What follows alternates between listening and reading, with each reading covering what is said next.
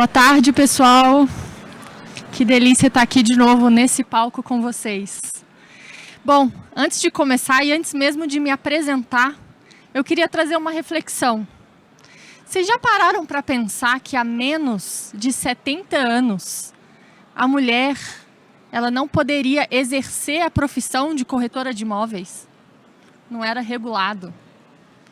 Mas em 1958 essa história começou a mudar. E eu estou aqui hoje para chamar duas ilustres para a gente falar um pouquinho sobre as mulheres no centro, no mercado imobiliário. Por favor, Larissa Gonçalves, venha para cá. A nossa economista de Data Zap+, para quem não conhece, é o nosso braço de inteligência de Zap+. E Elisa Rosenthal, diretora, presidente do Instituto Mulheres do Imobiliário, colunista do Exame e também embaixadora da 9ª edição do Conect Imob. Muito obrigada, meninas. Eu, Cristiane Alves, Head de Marketing para as audiências profissionais aqui de Zap+, na OLX Brasil, tenho a honra de abrir esse painel Raio-X da Corretora de Imóveis. Vamos lá? Boa tarde. Boa tarde. Bom, gente, o coração fica quentinho, né, de fazer esse painel. E mais delicioso ainda é ver que na nossa audiência a gente não tem só mulheres. Porque é muito bom falar de mulher para mulher, mas é muito bom falar de mulher para os homens também, porque o que a gente vai falar aqui hoje é justamente falando sobre a diversidade, o quanto a gente precisa ser vocal e o quanto as nossas mensagens precisam chegar para os outros, sejam homens, mulheres, pretos, brancos, héteros, LGBTQIA+, e todas as outras pessoas, né? Porque no fundo, o que a gente está falando aqui é pessoas. Bom, vamos começar falando sobre dados, né? E o que a gente queria trazer para vocês é essa representatividade da mulher no mercado imobiliário. Larissa, você pode trazer um pouco mais sobre esse overview, esse panorama do nosso mercado? Sim, claro. Antes de começar a falar sobre pesquisa Raio-X da corretora, vamos tentar entender como que está o mercado brasileiro, ver como que ele evoluiu na última década. E olhando a presença feminina na construção, olhando a base do nosso mercado, quem está construindo os imóveis que vocês estão vendendo, que vocês estão alugando. A gente colocou 4 profissões extremamente representativas para o setor. O primeiro é ajudante de obras civis e a supervisora de construção civil. De 2010 a 2020, segundo os dados da RAIS, a participação das mulheres caiu. Então a gente falando, as mulheres estão crescendo no mercado. Depende. Para onde que a gente está olhando? Se a gente olha as engenheiras civis, elas eram 19% e subiram para 23%. Mas ainda assim, são apenas 23% das mulheres são engenheiras civis. E quando a gente olha dentro dessas profissões, a nossa maior representação estão nas arquitetas, que elas sobem de 57%, agora são 61%, a maioria do mercado. Então, dentro das 4 profissões, apenas uma, as mulheres são a maioria. Perfeito. Bom, a gente está falando sobre representatividade e, além da própria representatividade, ou seja, volumetria, o quanto isso representa na ótica de renda. Eu acho que é importante a gente trazer esse ponto também. Uhum. E aí vamos olhar a atividade imobiliária, né? Quando a gente olha o KNAI, que representa todo mundo que é autônomo, que trabalha com algum tipo de atividade imobiliária, seja locação, venda. É interessante que de 2010 a 2020 a participação feminina aumentou e a gente pode falar que ligeiramente 50,3% a gente já é a maior participação. Mas o mais interessante desse dado é o seguinte, o percentual de pessoas com ensino superior, as mulheres cresceram de 7% para 12%. Os homens cresceram também, mas de 5% para 7%. Então, as mulheres agora são maioria, tem a maior parte,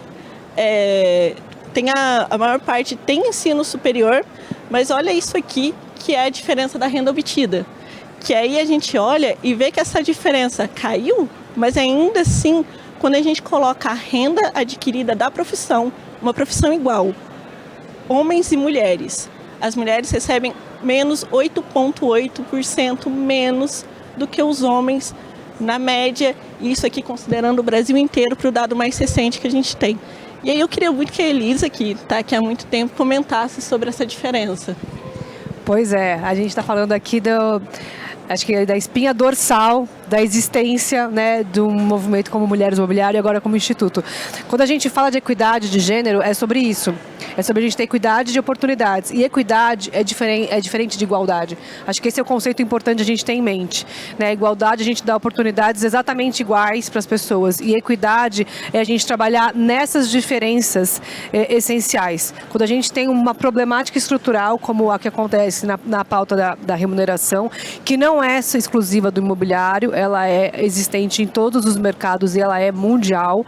Né? A gente tem alguns cenários onde existe uma equidade salarial, mas na grande maioria das vezes é essa a realidade. É quando a gente tem uma diferença salarial pelo simples fato de sermos mulheres. Então a gente precisa colocar, como eu falei há pouco no painel, mais peso na balança que está desequilibrada. É por isso que a gente tem que falar de ações afirmativas, é por isso que a gente tem que olhar para o nosso quadro de funcionários nas empresas e saber o que a gente está implementando dentro de casa, porque não adianta a gente sentar aqui, ver um painel como esse e não sair daqui com uma lição de casa. Né? Como é que a gente está fazendo isso dentro da nossa atuação?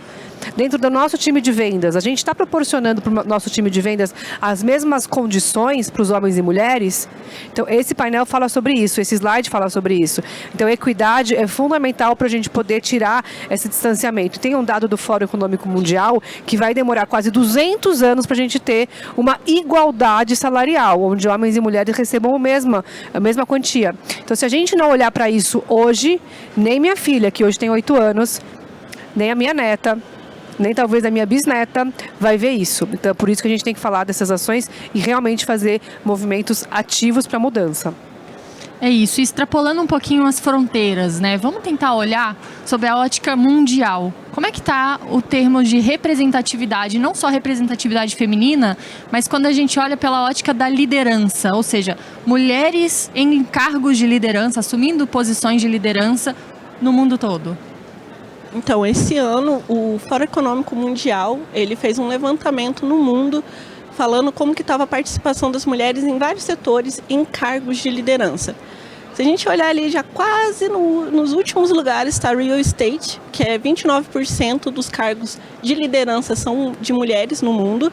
E em último lugar está a infraestrutura, lembrando ali da nossa parte de construção, que a participação estava ali em 3%. Em cargos de liderança no mundo, as mulheres exercem 16% desses papéis. E é exatamente o que a Elisa estava comentando, né? A necessidade da gente ter essa representatividade também em cargos de liderança. É sobre a gente entender, acho que esse slide ele é muito bacana, porque a gente consegue ter uma leitura positiva, né? Vamos olhar o copo meio cheio aqui. Mercados mais maduros, especialmente mercados imobiliários mais maduros, como o mercado americano, as mulheres já representam a grande maioria. Então, se a gente está num caminho, né, um caminho de ascensão, um caminho de aumentar a quantidade de mulheres representando, e isso eu também aqui quero, né, enaltecer todas as mulheres que estão aqui e que fazem parte do Mulheres do Mobiliário, que não seria nada sem vocês, né? Eu podia ter começado, mas está sozinha, então vocês fazem o movimento acontecer. Isso mostra o quanto a gente está aumentando essa representatividade e isso torna o mercado mais maduro. Mais maduro por quê? Porque não é só no Brasil que as mulheres são 52% da população e mãe da outra metade, isso é no mundo. No mundo a gente representa uma voz ativa fundamental. Então esses números eles são essenciais. E aqui é importante frisar que a quantidade mínima para qualquer representatividade ser ouvida é de 30%. Por isso que muitas vezes vocês vão ouvir o número 30% como o número mínimo. Porque é o número mínimo para a gente ter ali uma voz sendo representada. É isso. E de novo, né, Elisa, não é sobre simplesmente termos toda a população de uma empresa, de uma imobiliária que seja, enfim, mulheres. A gente está falando sobre equidade apenas, né? Bom, recente fizemos uma pesquisa, um estudo na realidade, né? Zap Mais em parceria com o Instituto Mulheres do Brasil. Já tô com outras mulheres aqui na cabeça. Grande mentora do Mulheres do Imobiliário, Luciana Trajano. Não, vamos enaltecê-la também. Exato, mas em parceria com o Instituto Mulheres do Imobiliário, que é o raio-x da corretora de imóveis. Alguém aqui já ouviu falar ou preencheu, né, fez parte desse estudo, contribuiu com esse estudo? Levanta a mão, só pra gente saber representatividade. A Carol Florencio. Pouquíssimas pessoas, né? Então, agradecemos. Agradecemos e já fica aqui o convite para que vocês, por favor, contribuam com essa pesquisa. O quanto mais dados a gente tiver, a gente puder coletar e entender com profundidade perfil, entender demografia, entender percepção de vocês em relação ao setor, entender as dores, os obstáculos, o quão ineficiente é esse mercado para a atuação da mulher, é muito interessante para que a gente possa ser agente de transformação, né? Então, já convido a todos e agora a gente vai começar a funilar um pouco e entender o que essas mulheres que são corretoras de imóveis e que responderam para nós uma série de questionamentos, elas trazem aqui para agregar na nossa pauta do painel. Vamos lá? Vou passar rapidamente aqui pelo perfil, né? A maior parte é casada, 70% tem ensino superior, lembrando da importância disso, 77% tem filhos, são da geração X e pertencem à classe B. E que a gente conseguiu escutar pelo menos um pouquinho de cada região do Brasil. Então essa é uma pesquisa nacional. Não é só o mercado imobiliário de São Paulo, é o mercado imobiliário do Brasil. E podemos passar aqui para a atuação no mercado. E aí a gente tem 2 dados aqui que chamam a atenção, que 79% atuam somente como corretora. E eu acho que o mais interessante é que 21% atua também em outra área. E quando a gente vê que 21% atua em outra área, quer dizer que 1 a cada 5 mulheres tem dupla jornada. Ou seja... Ou tripla, né? Ou tripla jornada. Porque Exatamente. Aqui a gente não está falando de profissão apenas, né? Sim, a jornada do cuidado, muitas vezes, é parte feminina, né? Passa para a mulher que ela tem que estar ali para ter o cuidado familiar e isso acaba impactando também em como ela vai conseguir gerir a renda dela. Perfeito. E acho que um tema muito importante, eu já vi aqui em alguns outros painéis falando sobre, que é especificamente no mercado que a gente está, o quão democrático e acessível é o setor, né? Então, poxa, para eu me tornar corretora de imóveis, o que eu preciso fazer? Tem todo um aspecto de capacitação, de educação e até mesmo de certificação. Mas quando a gente fala sobre a ótica de ferramentas, e aí a gente traz essa informação, né? Quais são as ferramentas basilares, fundamentais para que essas profissionais possam exercer a profissão? Então, a gente olha que 96% dessas corretoras, antes de ser corretora, ela teve outra profissão. Então a gente vê essa como uma profissão de migração, né? Por que essas mulheres vieram trabalhar como corretoras? Rendimentos, a flexibilidade que a carreira lhe proporciona, exatamente lembrando dessa dupla e tripla jornada. E quando a gente olha as características de imóveis que elas estão trabalhando, que é compra e venda, né, que é 96%, elas trabalham com ferramentas mais simples. Você tem uma câmera na mão, você consegue trabalhar como corretora, que entra exatamente nisso. Você tem uma dupla, tripla jornada, mas você consegue conciliar aquela vida que você não teria como uma secretária, como uma administradora, que às vezes você tem, que são profissões anteriores, que são muito mais rígidas em questões de hora-trabalho, né, que você tem que ficar ali às 8 horas, e você tem uma profissão que lhe dá com poucas ferramentas, acessibilidade para conseguir conciliar essa vida profissional e pessoal. E aí eu vou trazer uma pergunta para a Elisa. Bom, eu não sei se todo mundo sabe, acredito que não, mas eu tenho em casa, né? Meu pai, ele tem uma imobiliária há mais de 30 anos, com vários corretores, enfim, então eu vivo em casa os processos ali, desde transformação digital até mesmo capacitação desses profissionais para justamente prover uma experiência boa para o seu cliente, né, na ponta, seja para locação ou venda de imóveis. E aí a pergunta é, bom, o que é preciso fazer para se diferenciar no mercado quando a gente olha para um corretor profissional mulher e um corretor profissional homem? Existe esse estereótipo? Há alguma dificuldade de acesso até esse cliente? A conversa é mais fluida, é mais difícil? Quais são os feedbacks que você tem recebido, Elisa, em relação a esse tema? Interessante, né? A gente viu desde o começo da pesquisa que as mulheres, elas já são, né, um pouquinho na maioria, ali naquele gráfico que a gente tem o cruzamento das curvas, e que tem mais ensino superior. E aqui confirmando também, né, o acesso a ferramentas, o acesso aos cursos, E o que eu diria para nós, mulheres, eu me incluo nessa voz, é que a gente tem que aprender a lidar com a síndrome da impostora, né? A síndrome da impostora é aquela síndrome que a gente acha que a gente não é capaz, que a gente não se sente preparada, que a gente não sabe o suficiente e que eu preciso fazer mais um curso para conseguir fazer aquele post com aquele vídeo maravilhoso que o Ricardo Martins falou que ele faz. Não estou preparada porque meu celular não é bom, porque minha câmera não é boa, porque eu não sei fazer aquele negocinho que ele usa lá, aquele estabilizador. A gente sempre acha que a gente precisa de mais alguma coisa para começar a fazer. A gente sempre acha que a gente não tem o ensino suficiente, o curso necessário, o instrumento, a ferramenta. A gente sempre acha que a gente está com pouco tempo, que a nossa jornada que é múltipla, né? Eu nem uso mais tripla, eu falo que é múltipla. Ela é invisibilizada, ela não é remunerada e a gente coloca isso tudo na nossa conta, nas nossas costas e acha que a gente não é capaz. Mas o que a gente tem feito, não só com a pesquisa do raio-x, mas com as nossas também no Instituto, é mostrar que a gente sim, não só é capaz, como a gente já tem mostrado para o mercado a nossa grande importância, a nossa grande influência. Então, o que eu diria essencialmente é, vamos aprender a assumir que existe a síndrome e que a Amy Cuddy, que é uma autora americana que escreveu o livro O Poder da Presença, é um dos TEDx mais escutados do mundo, um TED mais escutados do mundo, ela nem chama de síndrome, ela fala que é um estado. Nós temos um estado de impostora, e também para os homens, tá? Também acontecem com os homens, que é o estado onde a gente acha que a gente não é capaz. A gente primeiro ter consciência disso, saber que isso existe. Em algum momento a gente vai se sentir assim e aprender a lidar com isso. E aí tem várias ferramentas, enfim, mas aprender a lidar com isso e assumir que isso acontece e acomete a gente. Aí a gente começa a aprender a lidar com as nossas vulnerabilidades e atuar no mercado de uma forma mais proativa. Perfeito.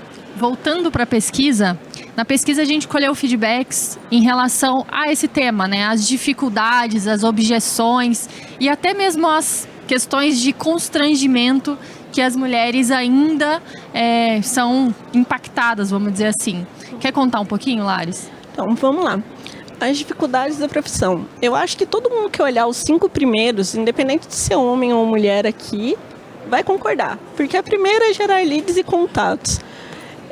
Para mim que trabalho na área de inteligência, acho que é a primeira pergunta que sempre me façam. E aí, o que eu faço para gerar um lead? Captação de imóveis, né? Se eu não tenho uma carteira, que é o que realmente as pessoas querem, o que eu vou fazer? A concorrência, esse é um setor com ampla concorrência, né? Todo mundo que está aqui, de certa forma, está competindo um com o outro, e isso é independente. Ter resultados, conciliação de vida pessoal e profissional, pouco ou falta de reconhecimento. Aí a gente vem relacionamento com contato com os clientes, preconceito, que aí já aparece com 9%. E aí a gente já vai começando a acender aquela, né, o lanterninha vermelhinha já começa a aparecer. Ter resultado em minhas intermediações e locomoção pela cidade.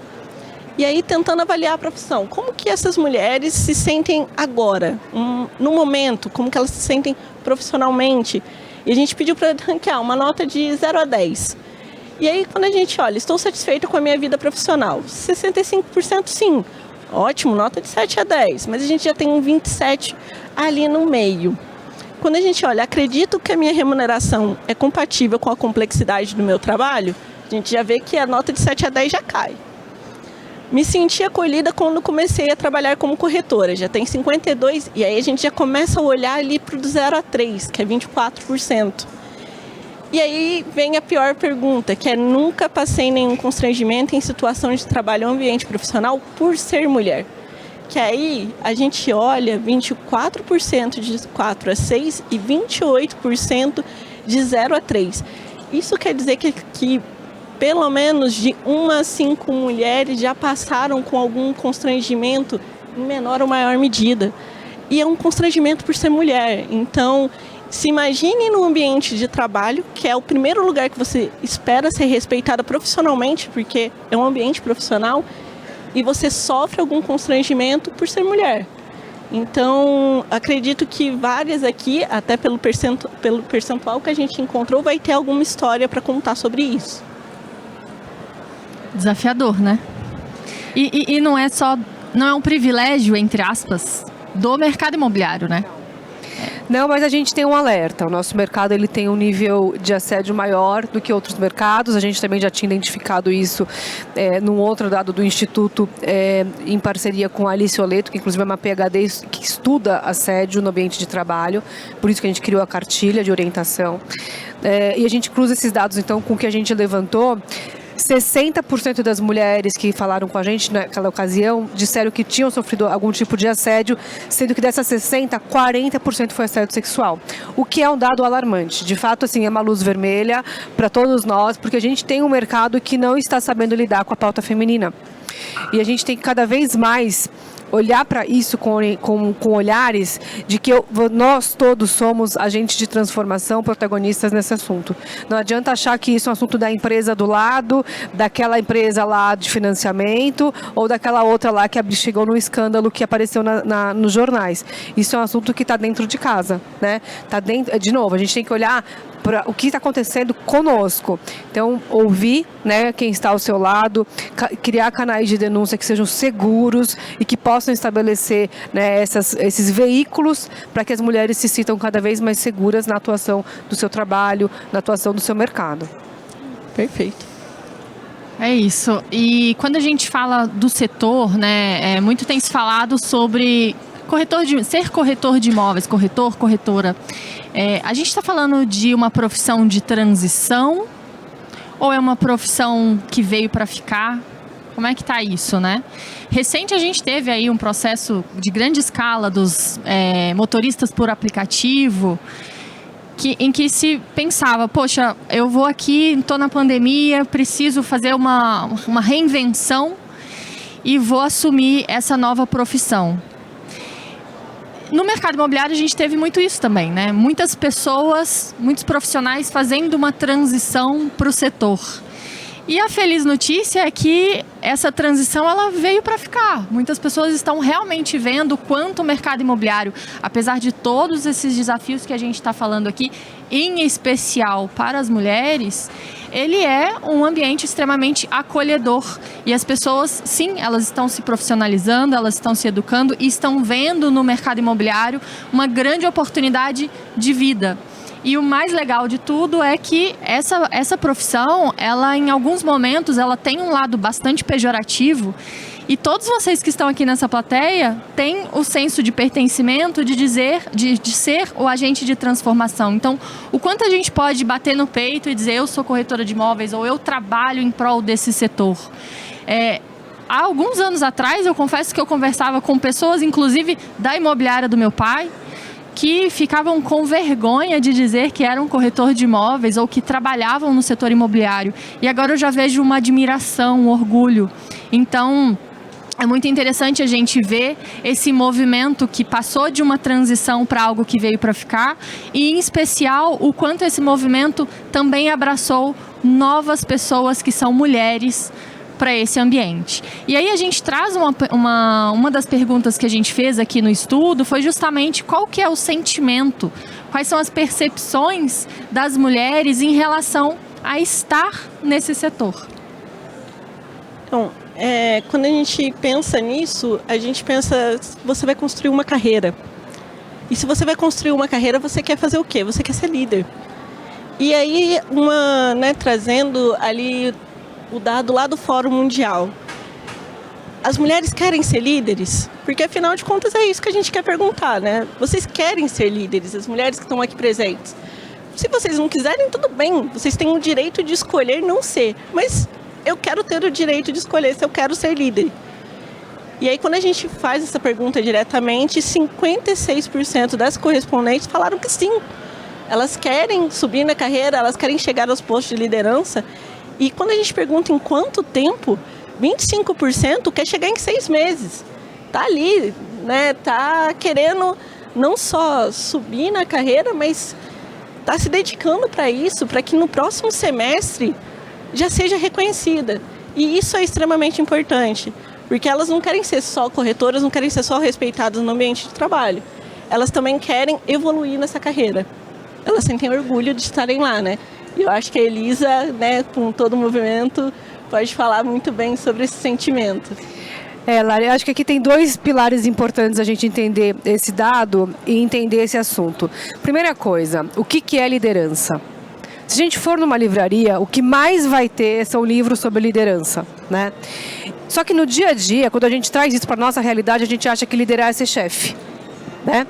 Ser chefe, ser dono, ser diretor, ter lá um cargo, né, alto executivo. Ou ainda, a gente tem uma confusão muito grande com liderança e gestão.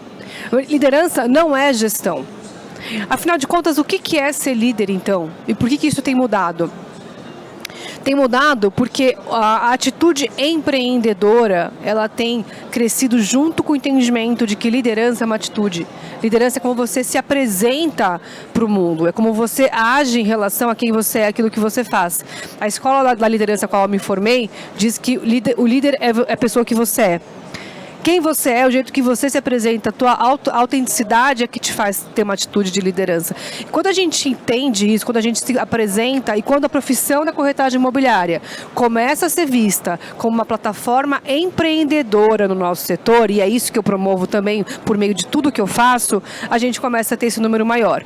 Porque a gente deixa de ter medo de ser chefe e de ficar fazendo gestão, e a gente passa a querer ter uma atitude de ser proprietária, né, da nossa vida, do nosso negócio, da nossa forma como a gente se relaciona. E aí, enaltecendo aqui quem faz trabalho de influência, acho que as pessoas influenciadoras do nosso mercado têm um papel muito importante de mostrar o quanto cada um de nós é responsável pela transformação, né? A gente não é à toa que teve grandes influenciadores no palco principal, porque eles mostram que pode ser sim a sua profissão, pode ser sim a sua plataforma empreendedora. Então, esse é um slide que mostra uma mudança de pensamento, né, que é o mindset, que a gente usa uma palavra em inglês, mas é a forma como a gente pensa a profissão. Eu sou corretora, tirei Cresce junto com as mulheres do Capacita, que é o nosso programa de capacitação do Mulheres no Imobiliário. Estudava de madrugada junto com elas ali para conseguir, né, mostrar também o empenho, porque que a gente não precisa, não é só tirar a carteirinha. É você se empenhar em melhorar sempre e fazer dessa profissão uma profissão, né, de orgulho, de quem vai bater no peito e falar, também sou corretora. Para isso a gente tem um caminho longo, mas é para isso que a gente está aqui discutindo, né, conteúdos como esse, corretoras como a que a gente tem aqui, mulheres que são referência do nosso mercado. Perfeito. E uma das perguntas foi: para eu assumir essas posições de liderança, além do próprio mindset, né, o próprio pensamento aqui de atuar enquanto protagonista, quais são os obstáculos que vocês, mulheres respondentes do estudo, têm para assumir essas posições? Então, e aí a gente volta a ter alguns números aqui que mostram exatamente essa realidade de diferença entre homens e mulheres. Porque o primeiro colocado, que é 35%, é a diferença de oportunidades entre homens e mulheres. Elas estão enxergando que tem uma diferença, que talvez o fato delas serem mulheres façam que elas tenham menos oportunidades. Isso é uma percepção. E se a gente olha 35% dessa percepção, dificuldade de mulheres de conciliar o pessoal e o profissional, que a gente tinha falado sobre a dupla, tripla, múltipla jornada, que afinal de contas, se eu não posso participar do happy hour porque eu vou buscar meu filho na escola, talvez eu esteja perdendo a oportunidade de estar ali com o meu chefe e discutir com ele uma ideia que eu tive por fora ali no trabalho. Então, será que se eu fosse homem eu teria o mesmo pensamento? São coisas que a gente tem que ficar olhando, porque isso reflete no primeiro, que é a diferença de oportunidades. Quando a gente olha o terceiro, que é o pior, né, se a gente for pensar, é o machismo do setor imobiliário, porque o machismo leva a situações de constrangimento que a gente também já falou no início. Em quarto, é a falta de apoio das empresas na movimentação de mulheres para o cargo de gestão estratégica, né? Você vê todos, né, a própria maternidade pode acabar sendo um empecilho. A falta de qualificação das mulheres, que eu acho que nesse caso a Elisa falou muito bem, e na média nós somos mais qualificadas, mas sentimos falta de qualificação. É exatamente o resumo dessa necessidade de estar sempre se qualificando. Não que estar sempre estudando não seja bom, mas é passar essa síndrome de vira-lata, né, como a Elisa muito bem falou, e entender que tem hora que tá bom, né, gente? Bora só colocar tudo em prática. a crença que mulheres são melhores em atividades que possuem contato com o público, poucas atuando no segmento, né? Aquela questão de ter a parceria, principalmente na concorrência, né? Falei, aqui é um setor competitivo, mas isso não quer dizer que você não possa ter parcerias, que você não possa trabalhar com alguém, e geralmente a gente quer alguém que seja seu parceiro, seja sua parceira. Então, ter outras mulheres cria a área de apoio, que exatamente Mulheres do Imobiliário também é um bom exemplo. Outros, e a gente tem ali 19% nenhum, que essas mulheres já deram um turnout ali, que já estão com outro mindset. E aí, se vocês quiserem comentar também sobre cada uma dessas dificuldades. Acho que tem uma tríade aqui que eu queria, que acho que resume bastante a primeira destaque ali das 3 iniciais, que é mercado machista, masculino e masculinizado. São três coisas diferentes. Machista é quando realmente a gente enfrenta preconceito por ser mulher, né? E aí é entender o papel também do homem se conscientizar dessa pauta feminina, né? Masculino é quando a gente se vê em ambientes essencialmente compostos por homens, e não é incomum a gente se vê em ambientes, né, essencialmente colocados por homens. Quem aqui já teve numa reunião que era a única mulher, né? Levanta a mão bem alta aí para a gente ver. Pois é, então, é um ambiente mais masculino. E masculinizado é interessante, porque quando nós mulheres, a gente precisa usar de estratégias masculinas para subir em certos, né, evoluções de carreira, se sentir, usar às vezes, a própria roupa, né, quando a mulher começa a usar calça, historicamente, e outras estratégias para poder também crescer na carreira. Então, quando a gente traz para a consciência isso, a gente consegue entender um pouco desses 3 principais aspectos que estão aqui. Agora, eu queria dizer uma coisa só. Eu aprendi isso também no meu curso de liderança. A pauta feminina é um elefante que está aqui, ó, na nossa frente, e ninguém quer ver. Esse assunto, ele é de extrema importância. E a gente não pode fingir que ele não existe, porque a gente está vendo como isso impacta na nossa carreira, nos nossos negócios e no nosso setor. É isso. E a gente não poderia estar falando desse painel de uma forma demagoga. Então, eu queria, inclusive, parabenizar todos que estão envolvidos aqui nesse evento, meu time, enfim, várias pessoas, porque a gente teve, de fato, o cuidado de entender quais são os painéis que fazem sentido para o setor. E não somente para trazer conteúdo, a gente tem que ter uma alma genuína no que a gente está falando. Então, o Connect Mob, pela primeira vez, ele apresenta quase que 50% dos painelistas mulheres. Esse painel aqui, ele é recheado de mulheres, não é à toa, mas não é só esse painel, pelo contrário. A Elisa vem aí como a nossa embaixadora do Connect Mob também.